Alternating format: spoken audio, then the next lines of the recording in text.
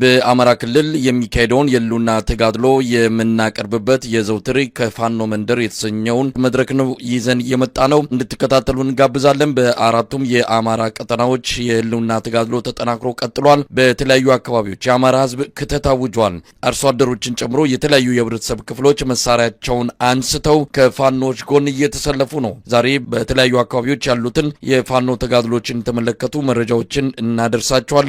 የዘውትር ተሳታፊያችን መስመር ላይ ይገኛል። በጣም ነው ማመሰግነው። እንግዲህ እንደምንሰማው ከሆነ በተለያዩ አካባቢዎች ህዝቡ ያለውን መሳሪያ ይዞ እየወጣ ነው። ለሉና ተጋድሎ የመጨረሻው ሰልፍ ላይ እንደሚገኝ ነው በቪዲዮ ጭምር ተደግፈው የሚወጡ መረጃዎችን እያየን ያለ ነው። እስቲ ያለፉትን ቀናት በአማራ ክልል የሉና ተጋድሎ ዙሪያ ያሉትን መረጃዎች ብታካፍለን። በአማራ አራቱም ቀጠናዎች አካባቢ አሁንም የውጊያ ቀጠናዎች ሰፍተው በሰፊው ውጊያ እየተደረገ እንደሚገኝ መረጃዎች ዛሬ ደርሰውናል። በበርካታ አካባቢዎች የአገዛዙ ጦር በበርካታ ክፍለ ጦሮች እና ኮሮች ታጅቦ በመድፍ በዙ 23 እና ቻይና ሰራሽ ሞርተሮችን በመጠቀም በርካታ የፋኖ ይዞታዎችን ለመንጠቅ እንቅስቃሴ አድርጎ ነበረ። ነገር ግን የፋኖ ኃይሎች በመልሶ ማጥቃት በአንዳንድ ቦታም ቀድመው ቦታ በመያዝ የመጣውን ኃይል በጣም በከፍተኛ ደረጃ እየመቱት ይገኛሉ። በተለይ በትናንትናው ዕለት በምዕራብ ጎንደር የአማራ ፋኖ ብሔራዊ ኃይል ሰሜን አማራ ቀጠና ደጃዝማች 4ኛ ኮር በመተማ ወረዳ ሽመለ ጋራ ቀበሌ ከቀኑ 9 ሰዓት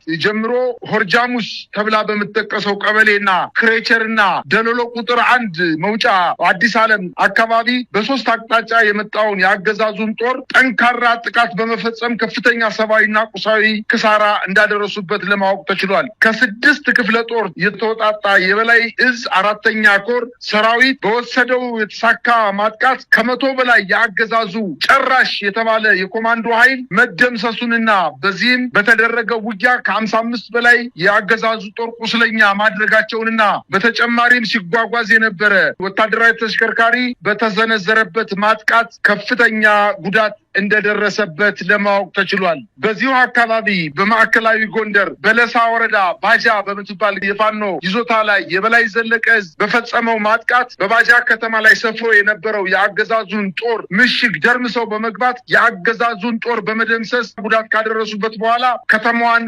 መቆጣጠር መቻላቸውንና በተደረገው ውጊያም ከ35 በላይ የአገዛዙ ጦር መደምሰሱንና ቁጥሩ ያልታወቀ ቁስለኛ በኦራል መኪና ጭኖ ቅርብ ወደሆኑ የወታደራዊ ካምፖች መሸሽ መቻሉን ለማወቅ ተችሏል። ይህ በእንዲህ እንዳለ በትናንትናው ዕለትም እንዲሁ በአለፋ ወረዳ የሚገኘው የአገዛዙ ጦር ከሻውራና አጸደ ማርያም ማለትም ከአለፋ ወረዳ ዋና ከተማ ሻውራ እንዲሁም አጸደ ማርያም ተብላ ከምትጠቀሰው በሁለት ክፍለ ጦሮችን በመያዝ እንዲሁም ከሰሜን አቸፈር ወረዳ ሊበን ከተማለች ወረዳ ከተማ ሌላ አንድ ክፍለ ጦር በማንቀሳቀስና ከቋራ ወረዳ ገለጎ ዋና ከተማ በመነሳት ከፋኖ ኃይሎች ጋር ይዞታን ለመንጠቅ ከፍተኛ እንቅስቃሴ ያደረገው የአገዛዙ ጦር በአድዋ ክፍለ ጦር በመልሶ ማጥቃት ከፍተኛ ጉዳት ደርሶበት ወደ ኋላ ማፈግፈግ መቻሉን ለማወቅ ተችሏል። ይህ በእንዲህ እንዳለ የአገዛዙ ጦር በምዕራብ ጎጃም ከባህር ዳር በቅርብ ርቀት የሚገኙ አፈሳና ናዳ ከሚባሉ ከተሞችን ለመቆጣጠር ከዲኮል አባይ ማለትም ከወተት አባይ ከተማና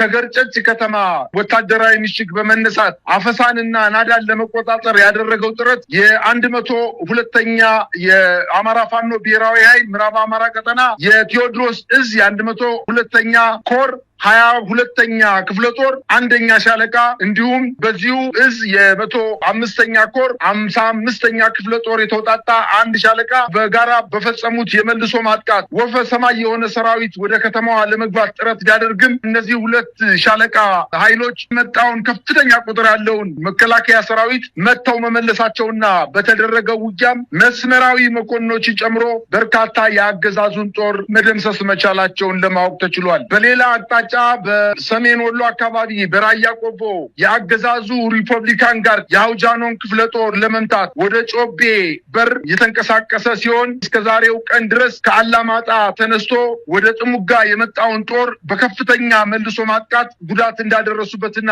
በተደረገው ውጊያም ከ50 በላይ የሪፐብሊካን ጋርድ አባላት እንደተመቱና ከዚህ ቁጥር ያልተናነሰ የአገዛዙ ጦር መቁሰል መቻሉና በርካታ ምርኮኞች መገኘታቸውን ለማወቅ ተችሏል። ይህ ጨራሽ የተባለው የሪፐብሊካን ጋርድ አባል ባይባዋ በተባለች አካባቢ ምስራቅ አማራ ኮር አንድን ለማጥቃት በዙ 23 እና በሞርተር ታጅቦ የመጣውን በመልሶ ማጥቃት ደምስሰዋል ሲል አስታውቋል። ከዚህም ከዛም ድጋፍ እንዳያገኝ ተደርጎ አሁን በዚህ ሰዓት በተደረገው ውጊያ ጥሙጋ ትምህርት ቤት ሸሽቶ በመግባት ራሱን እየተከላከለ እንደሚገኝ ለማወቅ ተችሏል። ይህ በእንዲህ እንዳለ በቆቦ ከተማ ዙሪያ የዞብላምባ ክፍለ ጦር ከአገዛዙ ጦር ጋር ባደረገው የሌሊት ውጊያ በተለይ ከራኢላና አጣዋ ጋራ በተባሉ ምሽጎች ላይ ጥቃት በመፈጸም የአገዛዙ ጦር ከምሽጉ እንዲወጣ በማድረግ ያንን አካባቢ መልሰው መቆጣጠራቸውን አስታውቀዋል። አሁን ዘግይቶ የደረሰን ዜና አፋባሃ ቴዎድሮስ እዝ የ105ኛ ኮር 66ኛ ክፍለ ጦር ዳንጉር የምትባለውን ከተማ ለመቆጣጠር የመጣውን የአገዛዙ ጦር በተለይ በ5ኛ ሻለቃ ተመታ መመለሷንና እንዲሁም በሌላ አቅጣጫ ከጃዊ ተነስቶ ወደ ደንቀስ ሲጓዝ የነበረ የአገዛዙ ጦር የደፈጣ ጥቃት ተፈጽሞበት ወደ ኋላ መሸሽ መቻሉን ለማወቅ ተችሏል። በተደረገው ውጊያም 22 ክላሽ የተማረከ ሲሆን 2 ብሬን ሸንሸሎች ተማርከዋል። ከ800 በላይ የብሬን ጥይት ከ1000 በላይ ክላሽ ጥይት ሲገኝ 14 የእጅ ቦምቦችንና 1 የስናይፐር መነጽርን ጨምሮ 6 የስናይፐር ካዝናዎችን መማረክ ሲችሉ በርካታ ጦር ተደምስሶ ማንሳት ሳይችል ቀርቷል ተብሏል።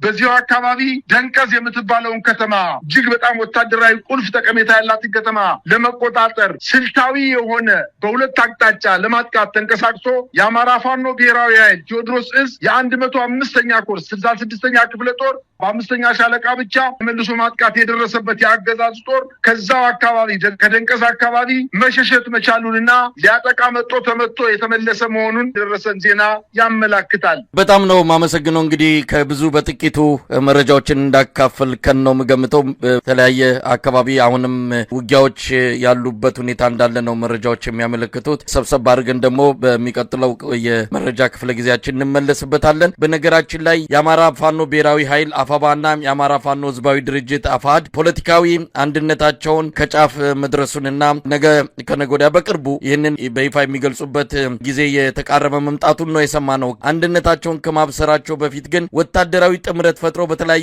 አውደ ውጊያዎች የጋራ ማጥቃት በማካሄድ ላይ መሆናቸውን ነው የምንሰማው። በጎንደርም በተለይ በሸዋ አካባቢ የአፋባና የአፋድ ኃይሎች በጋራ ሆነው በአገዛዙ ጥምር ሰራዊት ላይ ድሎችን እየተቀዳጁ እንዳለ ነው የሰማነው። ምናልባት የሁለቱ ቀድሞ የተጀመረው ወታደራዊ ጥምረት ወደ አንድነት የሚወስደውን ጉዞ ያጠናክረዋል የሚል ግምት ነው በብዙዎች ዘንድ የተወሰደው። እዚህ ላይ ምን ማለት ይቻላል? መሳይ በአጠቃላይ እኮ የአማራ ፋኖ ህዝባዊ ድርጅትና የአማራ ፋኖ ብሔራዊ ኃይል ሁለቱ አደረጃጀቶች በሰራዊት ደረጃም በአብላጫውም ደግሞ በአመራር ደረጃም ተጣልተውም ተጋጭተውም እኮ አያውቁም። አንዳንድ በግለሰብ ደረጃ ነገርን ከዚህና ከዛ እንዲሆን በማድረግ ከመንግስት ተልዕኮ ተሰጥቷቸው የገቡ ኃይሎች ተቀራርበው ተቀምጠው ውይይት እንዳያደርጉ ስለነበር ነው እንጂ ሁለቱ ኃይሎች እኮ 2 ዓመቱ ናቸዋል እኮ በተለያየ አቅጣጫ ከፍተኛ የሆነ ትብብር ሲያደርጉ ነው የነበሩት። በተለይ በጎንደርና በሸዋ አካባቢ እንዲሁም በወሎ አካባቢ ከፍተኛ የሆነ የጋራ ትንቅንቅ አድርገው የጋራ ድሎችንም ተጎናጽፈዋል። በተለይ የዛሬ 2 እና 3 ወር አካባቢ በማዕከላዊ ጎንደር ከጎንደር ከተማ በቅርብ ርቀት ከሚገኙት እንደ ቡሩባክስ ከአዲስ ዘመን ጀምሮ እስከ ጎንደር ባሉ ቀጠናዎች ላይ በአርኖ እና በጋርኖ አካባቢ የሚገኙ ቀበሌዎች ላይ ሁለቱም አደረጃጀቶች ከበለሳና ከደንቢያ በመነሳት በተለያየ አቅጣጫ አንደኛው እንዳይጠቃ ለማድረግ አንደኛው መንገድ በመዝጋት ሌላ ኃይል እንዳይመጣ በማድረግ ከፍተኛ የሆነ ትብብር ሲያደርጉ ነበረ።